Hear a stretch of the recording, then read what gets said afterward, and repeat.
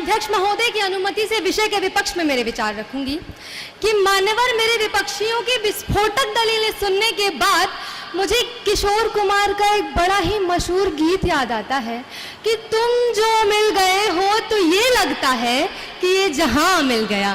क्योंकि एक देश एक चुनाव को लेकर वे कुछ ऐसी ही धारणा रखते हैं, परंतु अध्यक्ष महोदय वे ये भूल जाते हैं कि जो योजना स्वयं में पूर्ण रूप से असंवैधानिक हो, जो योजना इस संविधान की संयुक्त संरचना का मुख्य रूप से खंडन करती हो, और जो योजना जनता द्वारा चुने गए राजनेताओं की जनता के ही प्रति उनकी जवाबदेही का मजाक बनाकर फेंक देती हो, तो वो योजना विकास नहीं केवल और केवल विनाश ला सकती है।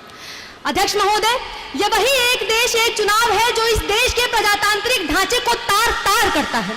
यह वही एक देश एक चुनाव है जो इस संविधान की नीतियों का तिरस्कार करता है, और यह वही एक देश एक चुनाव है जो आने वाली कई दशकों तक भारत में संभव ही दिखाई नहीं पड़ता।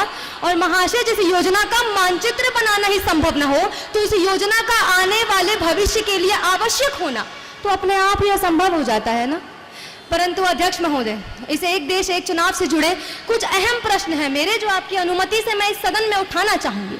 सबसे पहला कि भारत के संविधान के अनुच्छेद 356, जिसके अंतर्गत सूचित परिस्थितियों में राष्ट्रपति शासन लागू करने का प्रावधान है, एक देश एक चुनाव के कारण इस अनुच्छेद में लाया जाने वाला संशोधन इस अनुच्छेद की प्रशासनिक स्वतंत्रता का नाश कर देगा, तब क्या किया जाएगा?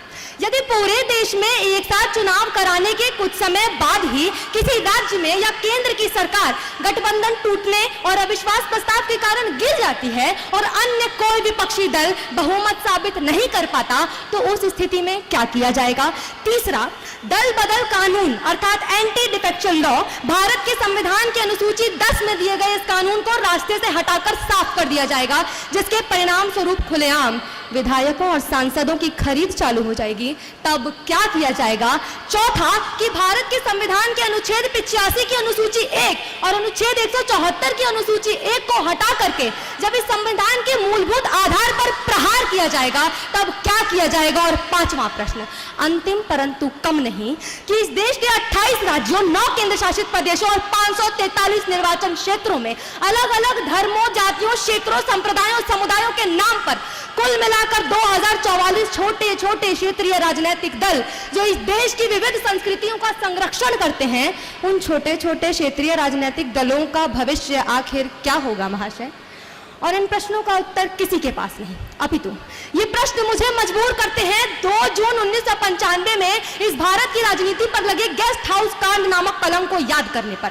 ये प्रश्न मुझे विवश करते हैं 17 अप्रैल 1999 में 13 महीनों में गिर जाने वाली अटल सत्ता को याद करने पर, और ये प्रश्न मुझे विवश करते हैं 5 दिसंबर 2016 में तमिलनाडु में जब एक ही साल में 3 बार मुख्यमंत्रियों के बदले जाने से पहले उस अराजकता को याद करने पर।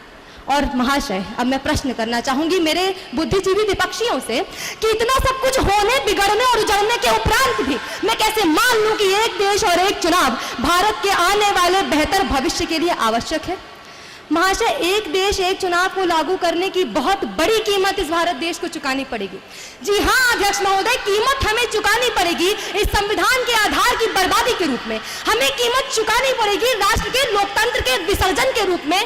और महाशय, कीमत तो हमें चुकानी ही पड़ेगी एक देश एक चुनाव से हटकर एक देश एक तानाशाह बनने के रूप में। अध्यक्ष महोदय, अटल जी भारत को परिभाषित करते हुए ये कहते हैं कि भारत कोई भूमि का टुकड़ा नहीं है, ये एक जीता जागता राष्ट्र पुरुष है।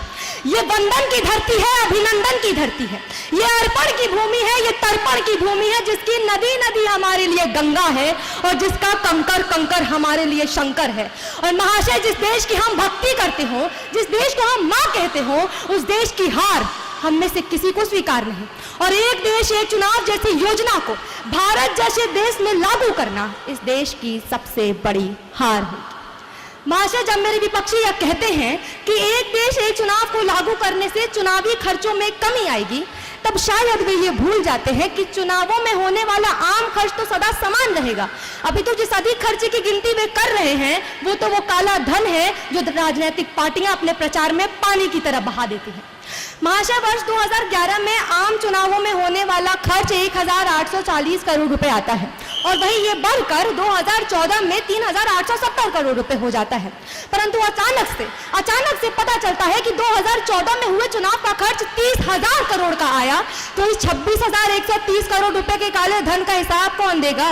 और इन आंकड़ों में कमी लाने के लिए भ्रष्टाचार में कमी और इलेक्शन फंडिंग में बदलाव की आवश्यकता है, चुनावी प्रक्रिया की काया पलटने की नहीं।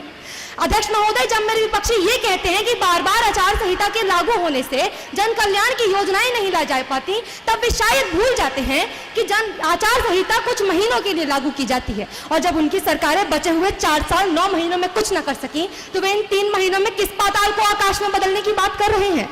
और अध्यक्ष महोदय, जब मेरे विपक्षी एक देश एक चुनाव के समर्थन में स्वीडन, बेल्जियम और दक्षिण अफ्रीका जैसे देशों का उदाहरण देते हैं, तब शायद वे ये भूल जाते हैं कि इन देशों से अधिक क्षेत्रफल और इन देशों से अधिक जनसंख्या वाले 20 से अधिक राज्य अकेले भारत में। और महाशय, इनकी इन सभी भूलों पर हार कर मैं यह कहने पर विवश हो जाती हूँ कि ये ऐशो तलब के दीवाने बेकार की बातें करते हैं। ये ऐशो तलब के दीवाने बेकार की बातें करते हैं, पायल के सुर का ज्ञान नहीं, झनकार की बातें करते हैं। महाशय, एक देश एक चुनाव इस राष्ट्र को बेड़ियों से बंधित, प्रजातंत्र से वंचित, विकास से कुंठित, अव्यवस्था से प्रेरित, आर्थिक रूप से दिवालिया, नैतिक रूप पर सवालिया, बौद्धिक रूप पर गंदा और राजनैतिक रूप पर अंधा बनाकर छोड़ेगा। अतः अनुरोध करूंगी कि सदन का संचालन विषय के विपक्ष में किया जाए। धन्यवाद।